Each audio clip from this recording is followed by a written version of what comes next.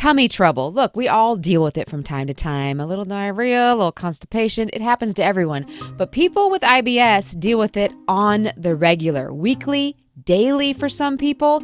And that's our topic today. What exactly is IBS and how can we treat it?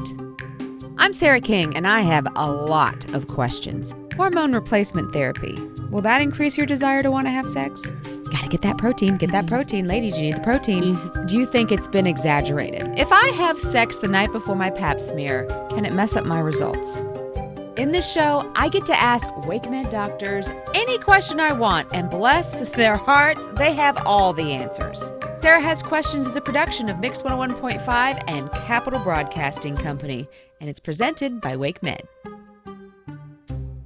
Today, we are talking about IBS, and we have Dr. Vazquez here. He is a gastroenterologist with WakeMed, and I was diagnosed with IBS at 13, which is one of the reasons why we're doing this episode today.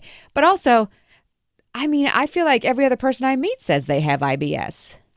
So can you tell us exactly what is IBS? Just go ahead and give us the definition.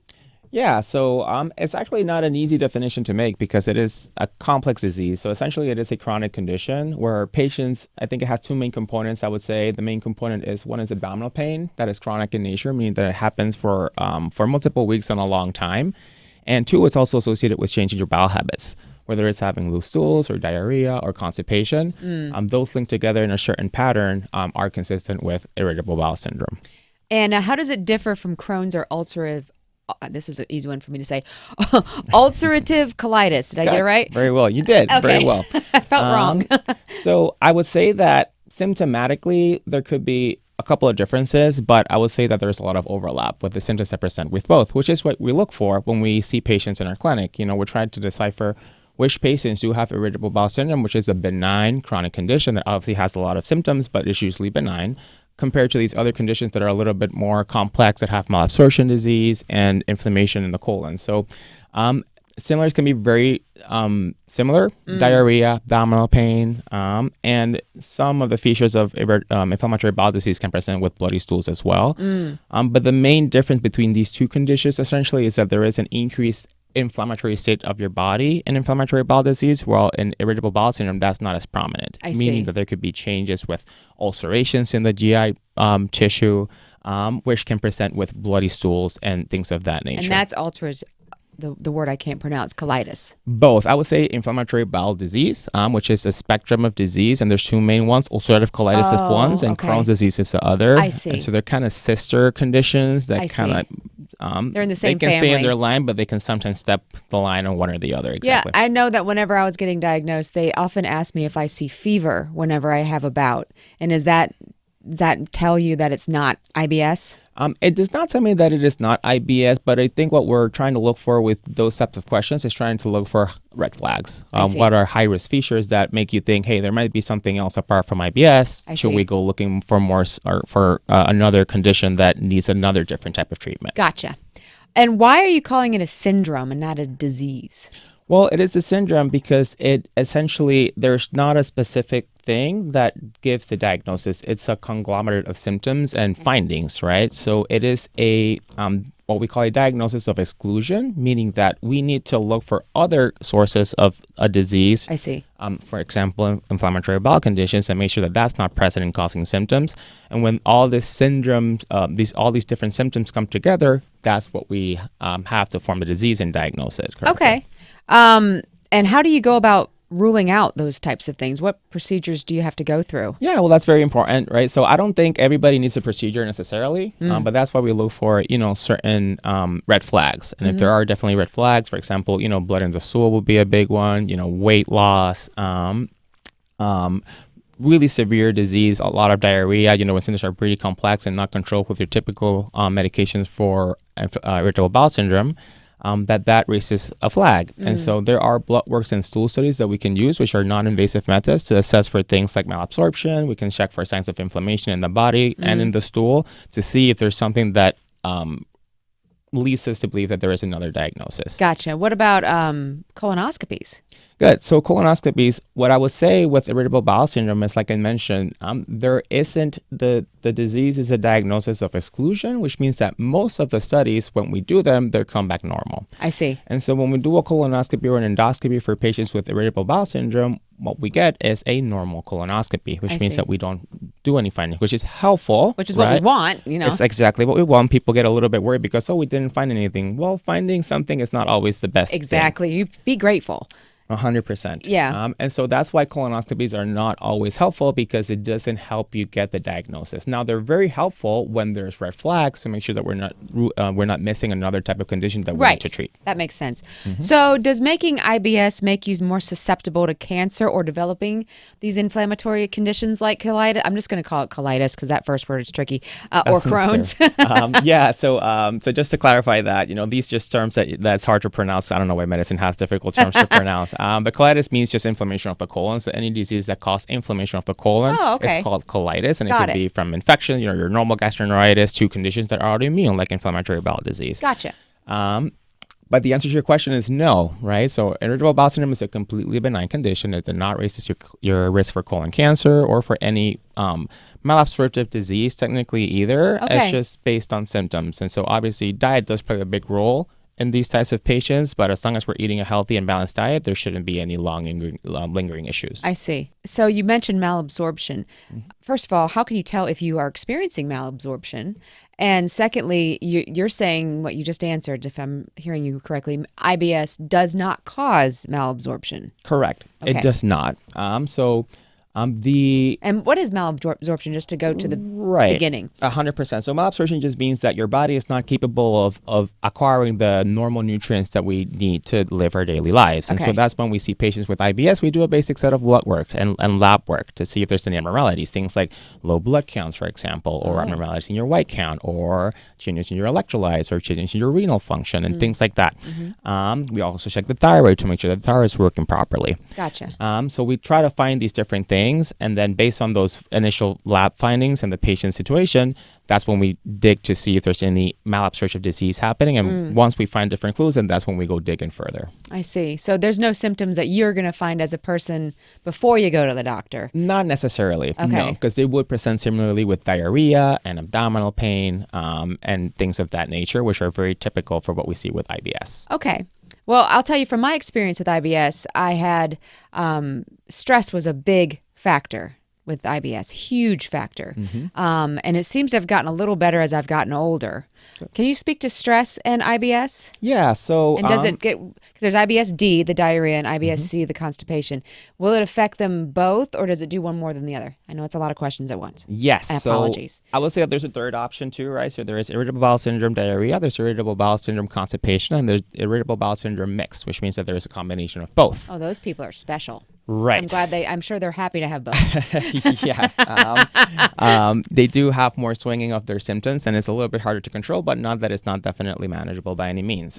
But to your question, which I completely forgot because you mentioned a couple of questions. I did. That's completely my bad as an interviewer. I said, does stress speak to stress and effect So of this? stress is very important because we do know that. So let me start off by saying that you mentioned that a lot of people do suffer from IBS. There's about a 15% of people in North America suffer from IBS. I think it's only 50% of them around that line to even seek help. So even all people so there's are more not even people. present. Yeah, 100%. wow. So it's a very common disease. And what we do know from people who do have IBS is that it is definitely higher associated with stress levels. So people who have IBS do tend to have more anxiety, more signs of depression in their lifestyle and the way that they live. And so we do know that that plays an important role to control these features to help treat IBS symptoms, because a lot of them, they manifest their stress in their gut, because the gut also has a very big nervous system. Right. And so one of the theories is that there is a disconnect between what your brain is feeling and what your gut is feeling. And so that disconnect leads to certain symptoms that can lead to IBS. I had a doctor explain it to me once that my gut brain was wired incorrectly. It's a way of putting it, because what we think we don't, let me back up a little bit too. We don't know what the cause of irritable bowel syndrome is. There's a lot of theories out there, from having issues with the way that the nervous system of the gut works and causing more spastic disease, which means that your colon trying to contract where it shouldn't or more aggressive than it should, to the point where the same amount of gas that a person without IBS would have would cause pain in a person who does have IBS. So the nerves are kind of more sensitized. And so that's what they're talking about, the gut system, nervous system being a little bit wrongly wired. Interesting. But it's just that it might be a little bit more sensitive. Okay. Why that happens, there's not a clear answer to that, but there's a lot of investigations going on about that. So does taking antidepressants, anti-anxieties, is there been studies that show that helps with IBS? 100%. Good. And so it is not the first line treatment for this. I will start by saying that. Okay. Because there's many things that we can do beforehand before we need to get to that point. But there has been reports and there's been great studies about a specific type of antidepressant that can definitely aid in controlling some of the overall general global symptoms of IBS, including abdominal pain, and mostly in the diarrhea aspect of patients. Which medicine is this? Well, there are certain antidepressants called Tricyclic antidepressants, and there's a special type. They're called antidepressants, but they have a lot of wide variety of use in our current world in our medicine. Yeah. But the way that what we call a neuromodulator works is that it helps reduce the sensitization of the nerves in the gut and kind of helps reduce that pain sensation that patients experience. Oh, okay. When obviously all the other first line treatments do not work. Gotcha. And what are the first line treatments? So that's a lot. Okay, well, so that's just why we give need us to see the the heavy factors. hitters. 100%. Heavy hitters, rather. The way I say the reason why I say that is because there's a lot of different approaches to treating this, because there's a lot of different ways that you can approach the disease. And there's so also every ways patient for is very the ways for the disease to present too. 100%. Yeah. But what we do know is that these patients really respond well to fiber, to a healthy fiber diet. Usually, soluble fiber is what's very helpful for both disease, constipations, and diarrhea. And fiber being a natural product, whether you take it in your diet or you take it as a supplement, both are equally safe. And it is a prebiotic, so it helps feed your gut microbiome and helps reduce the spasticity of the colon. That's what is thought to help the fiber. So it is an antispasmodic. And it also helps bulk up stools so you don't have a lot of diarrhea. Yeah. Or even soften stool when we're taking in the adequate amount to prevent constipation as well. That's crazy that it can do both. Yes. It kind of finds the middle balance. And it's just trying to find the right dose for patients. So Sure. I have a lot of patients that come to my clinic and say, I've tried fiber, I've tried this, it doesn't work. Well, what fiber did you try? Yeah, that's how long did you try it for? For me, it's psyllium husk. Yeah. My body loves a psyllium husk. But then there's the other kind that is like Miralax. I don't know what's in that, but that's not good for me. Right. And so I'm close, I'm 48 and I got diagnosed at 13 and I've had a lot of time to test, and so I know what to do. And unfortunately, this sounds like a very person specific thing. It can be. I would say that a lot of people benefit from fiber, and I've had a lot of success with that with a wide variety of patients. So that is usually my first go-to because one, it's going to help. It helps with colon health. It helps. There is small data, but it is present that it can also reduce colon cancer, a high fiber diet in the future. And it's something that is easily accessible, right? Yeah. It's not overly priced. And right nowadays, the American diet is not going to reach the recommended goals of fiber in a day because we don't have a great diet. We're always eating a lot of processed foods, which we do know that it also exacerbates IBS symptoms. And so trying to maintain a healthy, balanced diet with whole foods is key. Yeah. All right. Speaking of food, how about food allergies? So that's an interesting topic because one would think, and I get this a lot in my clinic, where patients will come in and ask, hey, can I get some allergy testing to see what food should I avoid? Well, there's been studies done with that when we do, because most food allergies, the definition of food allergies are done via skin testing. Yes. And when we check the skin test and we compare patients who had allergies to certain types of food who had IBS and we exposed them to the foods that they were allergic to in the skin test, it did not cause symptoms. So that is just to say that it doesn't really correlate. So if you are positive for a skin test for an allergy to a certain food, it does not mean that that food is going to be the cause or sole cause of your symptoms moving forward. I think sole cause is key there because I know dairy allergies or dairy, intolerances. We can call it intolerance. I like that word. Yeah, intolerance. Yeah, it's not an allergy, but like that's helped me with mine. I figured out that I shouldn't be eating dairy. There's also gluten can do it to people. Like, so that's kind of where I'm going with the allergy and intolerance business. Yes, I will take a step back. So, because there are two different good big food groups there, right? So the first thing that I will say is diet is very important, but it is very complex. And so I would say that dairy intake it does trigger some symptoms for patients because it has lactose, and lactose can be metabolized in our gut by the bacteria and form gas. And when we form gas with patients who have sensitive nerves, that can lead to symptoms. So dairy is a big one that we try to avoid. Gluten, not so much. So gluten is not really known to cause a lot of symptoms in patients with irritable bowel syndrome. Okay. And gluten can be in a lot of foods. So people who navigate a gluten-free diet on their own can be very dangerous because you can get a lot of malnutrition. Yeah. But there is certain gluten sensitivities that can happen. And if patients do feel better off of it, then by all means, as long as we're making sure the patient has a whole balanced diet. That makes sense. Okay. Let's talk about the gut biome. You mentioned this earlier. What do you guys know about like probiotics, prebiotics, and IBS? Good. So there's been a lot of research. What I would say is that research in these topics is very hard to do. Yeah. To get a controlled study where we know exactly all of the factors that weigh in, right? People have to self-report. People have to self-report. Yeah, like I don't know what an ounce of meat looks like. I can guess. Let's not even talk about portions. I don't know what I ate 3 days ago That's in true my full too. day. Yeah, right? yeah. So it's really hard recall. There's a lot of bias in the studies, and it's really hard to prove. And what I would say is that there hasn't been any data that is supportive of probiotics that is going to be beneficial. We do know that it's not going to be harmful, Right. So it doesn't. It's very an innocuous thing to try. And so patients who do try it and feel better, I always recommend to continue as long as it's a product that that is well made and it has its control safeties. But there isn't any scientific data based on the studies that we have that certainly prove that probiotics are going to be helpful and reduce your symptoms. Yeah, that's the sad part. So now, maybe in the future that would change because there's a lot of data now and there's a lot of research now with all this new computers and technologies trying to map out the microbiome and saying That's fascinating. It is fascinating. I do believe that we still have a lot of years ahead I before think so we too, can yeah. interpret that data to the way that it will be beneficial for patients, but it's definitely a start.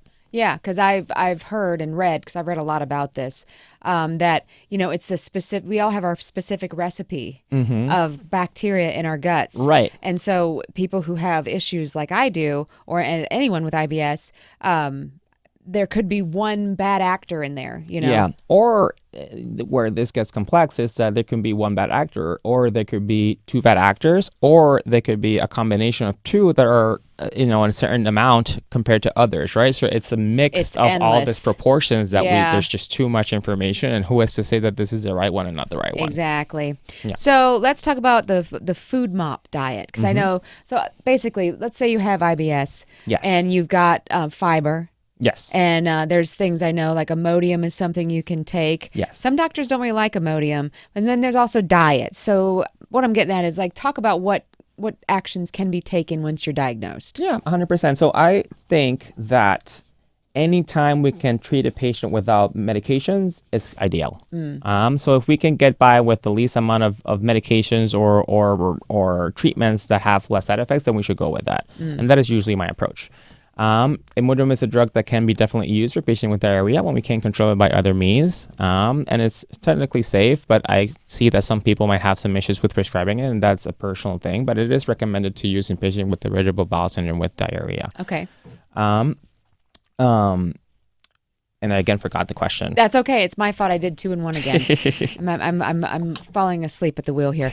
I know because I've looked this up too. Whenever you get like a bout of this and you get flare-ups, FODMAP always comes up when I search it. So what is the FODMAP diet? So it's actually called FODMAP. So there's a missing O in there. FODMAP. But FODMAP is FODMAP. Really, it's an acronym, right? It's an acronym. Yeah. 100%. So it's an acronym for some very long words. Essentially, it means fermentable oligo, mono-D and polyols, which are essentially a group of carbohydrates that are very complex. I was like, where that can did those come in a words lot of come different from? types of foods. Okay. And our body has a hard time handling them. I see.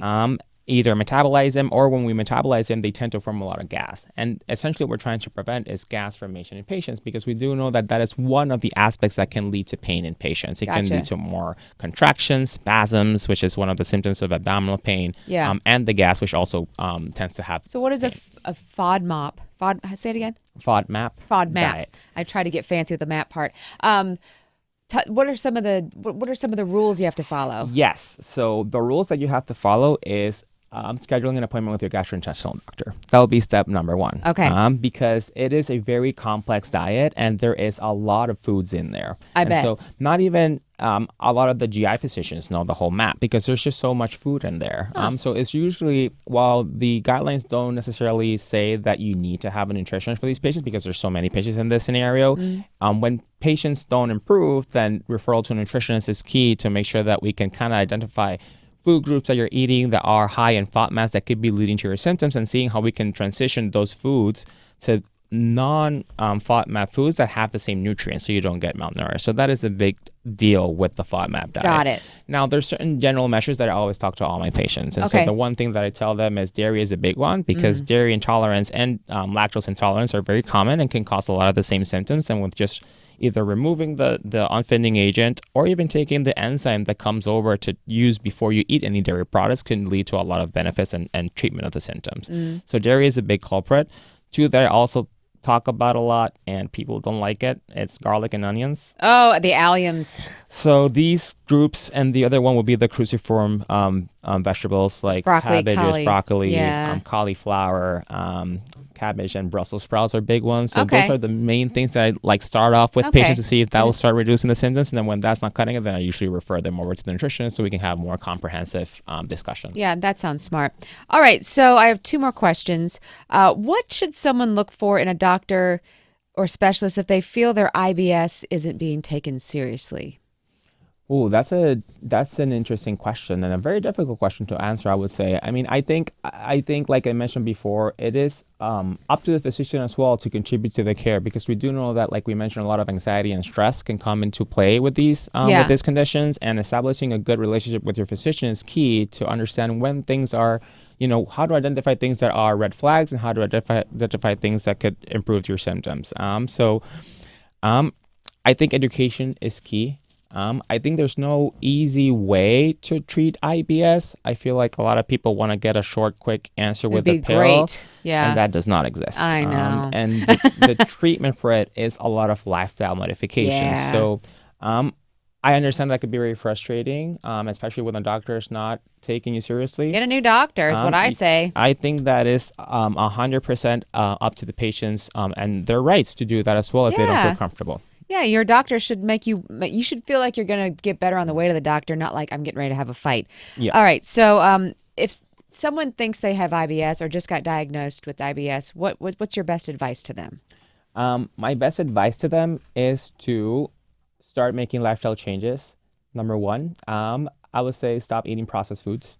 I think that is the main thing, and it's something very common. And I know it's a benefit, right? Because it's quick. We can access it. Time it's more expensive than money. Yeah. But it is one of the key drivers of this. The same thing with high fructose corn syrup, things like sodas and carbonated beverages. The cheap sugars are going to exacerbate these symptoms. So by eliminating that out of your diet, you're already 30% ahead of the battle. Right. I will start by that, and then trying to learn more about what a healthy diet is, what a balanced diet is, where can we find fiber, what are good high fibrous foods that we can eat, eating avocados, eating nuts, trying to switch snacks that are not healthy like potato chips and things like that. Right. Take that away. Right.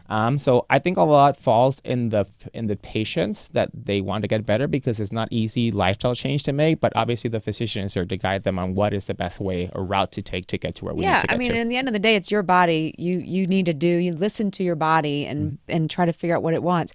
You didn't mention alcohol though.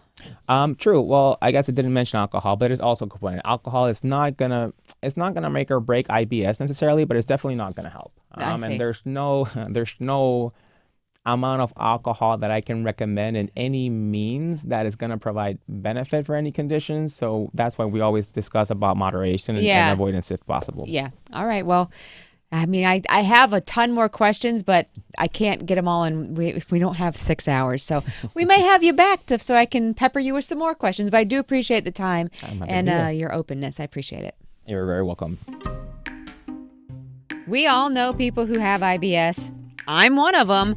And the doctor told me what I kind of already knew, which is it's a very individualized experience, but there are a lot of actions you can take to mitigate symptoms or possibly stop the frequency, which is always good. Thanks so much for your time, Dr. Vazquez. If you like our podcast, tell a friend. We'd love to get more listeners. Or you can leave us a review that helps people find the podcast. It really does. And remember, folks, eat that fiber, eat whole foods, and be well. We'll see you next time.